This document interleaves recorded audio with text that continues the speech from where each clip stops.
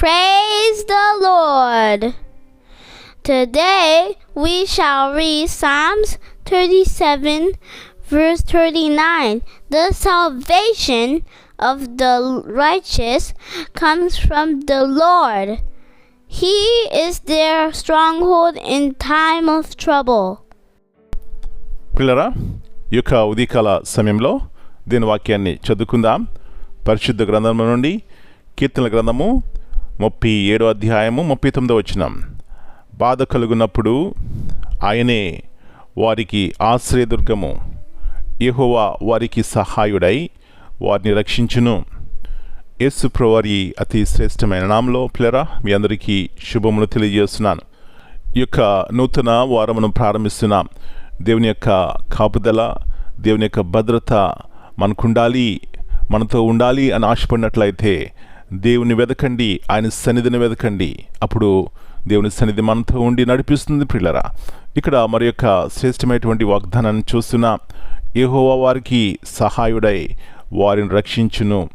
మనందరం కూడా ఆశపడతాం, నేను క్షేమముగా ఉండాలి, రక్షించబడాలి, కీడు అపాయాలని తప్పించబడాలి, ఆశపడుతూ ఉంటాం. పిల్లరా ఈ లోకంలో ఉండే ఏ భద్రత అయినా కూడా మనకి ఆ యొక్క నిరీక్షణ లేదు, నేను భద్రంగా ఉంటానని ఆ యొక్క ధైర్యం లేదు. కానీ దేవుని యొక్క కాపుదల క్రింద మనం ఉన్నప్పుడు ఎలాంటి నిరీక్షణ కలిగి మనం జీవిస్తాం. ఒకసారి యేసు ప్రభువారు మరి గెరాసీనులనే ప్రాంతం వెళ్ళినప్పుడు అక్కడ ఒక వ్యక్తి సమాధుల్లో ఉన్నాడు, బంధించబడ్డాడు, తను తాను గాయపరుచుకుంటున్నాడు. అంటే తనలో చీకటి తన జీవితాన్ని నాశనం చేస్తుంది. ఆయనకేం కావాలి? రక్షణ కావాలి. ఫిజికల్గా, ఎమోషనల్గా ఏం కావాలి? క్షేమం కావాలి.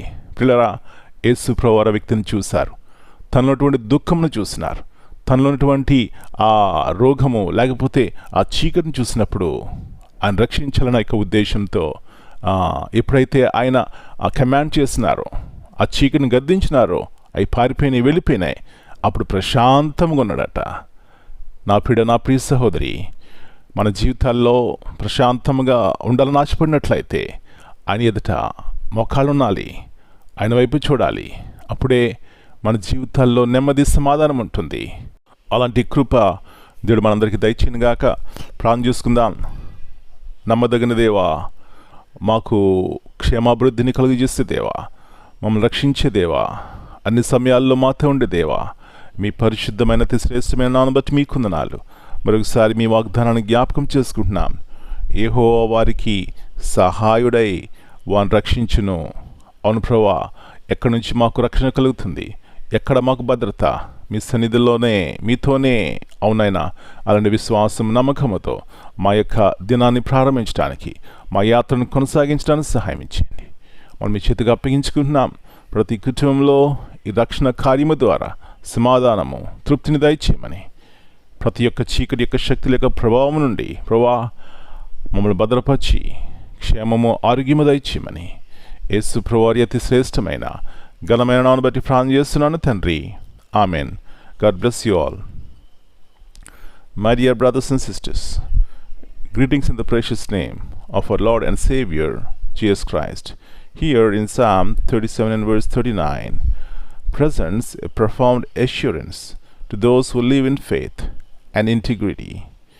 Salvation originates from the Lord. Deliverance, whether spiritual, emotional, or situational, is not achieved by human strength, influence, or strategy. It is a gift rooted in God's sovereign grace. The righteous depend not on their own merit, but on God's faithfulness. Amen.